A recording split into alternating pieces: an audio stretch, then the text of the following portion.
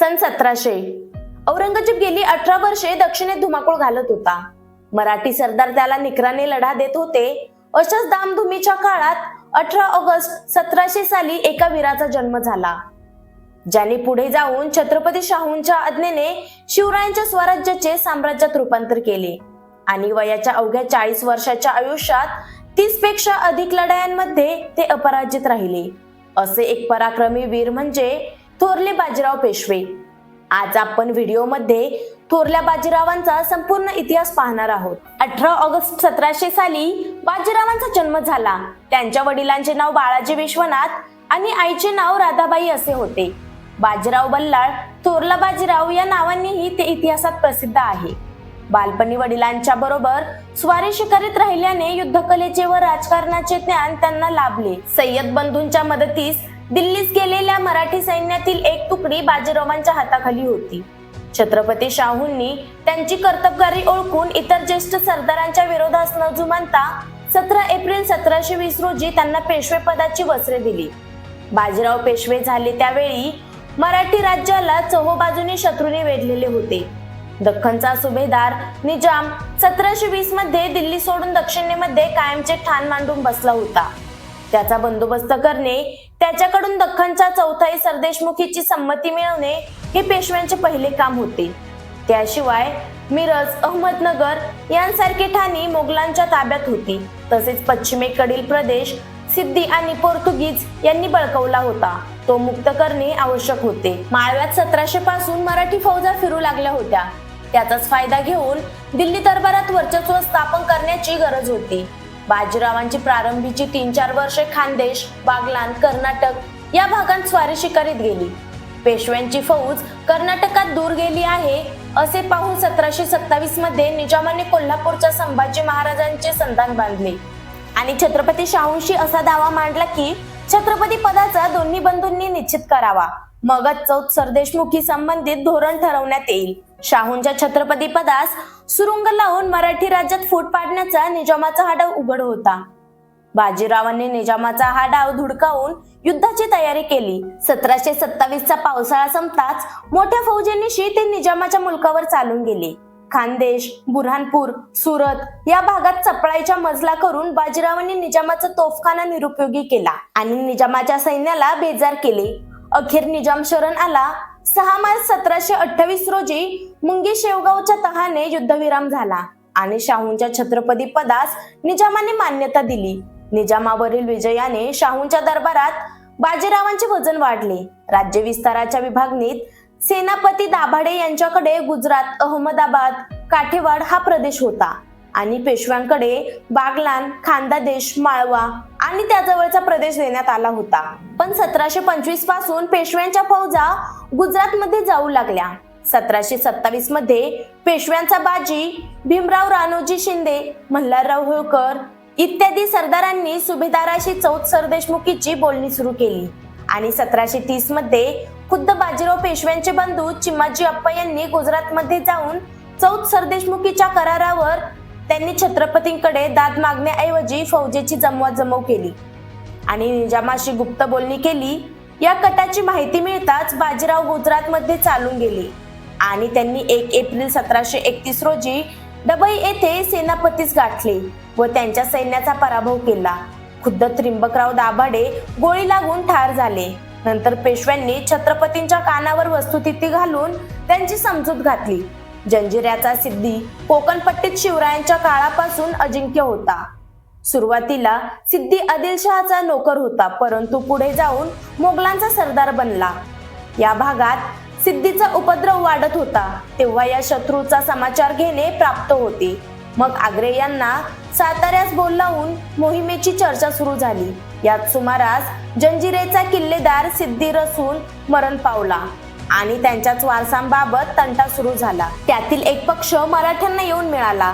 त्यांच्या सहाय्याने शत्रू बेसावध आहे, तोच त्याची आरमार आणि दर्यातील मोक्याची जागा जंजिरा काबीज करण्याकरिता छत्रपतींनी पेशव्यास तातडीने रवाना केले. रायगड आणि दक्षिण कोकणातील ठाणे घेण्याकरता श्रीपतरावांच्या हाताखाली दुसरी फौज पाठवण्यात आली. पेशव्यांची फौज त्वरेने कोकण उतरून सिद्धीच्या मुलकावर चालून गेली. राजापुरीचे बंदर घेऊन बाजीरावांनी तेथील आरमाराचा काही भागही घेतला, पण जंजिरा मात्र त्यांना जिंकता आला नाही. जंजिरा किल्ल्याने 2 वर्ष लढूनही दाद दिली नाही. अखेर 1736च्या सप्टेंबर मध्ये दोघात तह होऊन सिद्दीच्या 11 महलांपैकी निम्मा मुलूक मराठी अंमलाखाली राहावा असे ठरले. सिद्दीकडील तळे, घोसाळे, बिरवाडी इत्यादी ठाणे मराठ्यांका आले. जंजिरा, कासा, उंदेरी हे जलमार्ग मात्र मराठ्यांच्या हाती आले नाहीत. पश्चिम किनाऱ्यावरील पोर्तुगीजांचा मराठ्यांनी याच सुमारास निकाल लावला.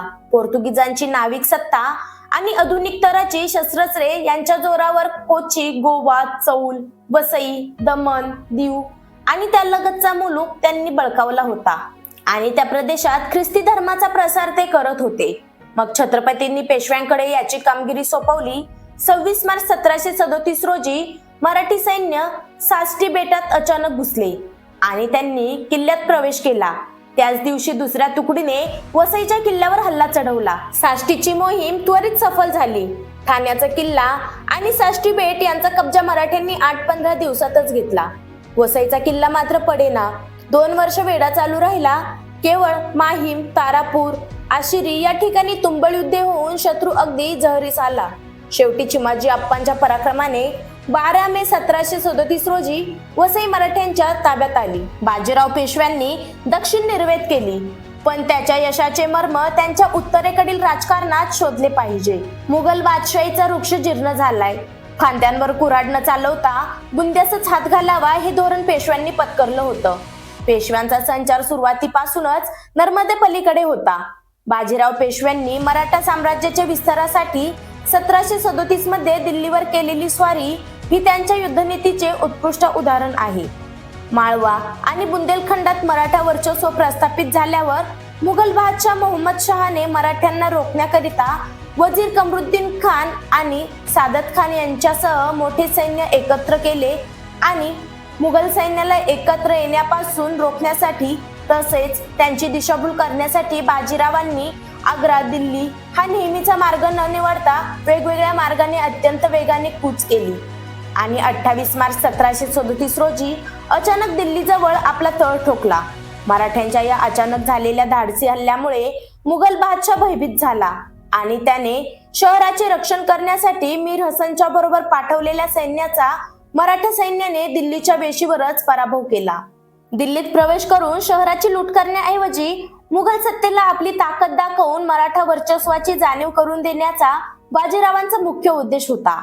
आपला उद्देश सफल झाल्यामुळे मुघल सरदार एकत्र येण्याआधीच बाजीरावांनी शितापने दिल्लीतून माघार घेतली व स्वारीमुळे मुघल साम्राज्याची सत्ता फक्त दिल्लीपुरतीच मर्यादित राहिली आणि मराठ्यांचे लष्करी सामर्थ्य संपूर्ण देशात सिद्ध झाले.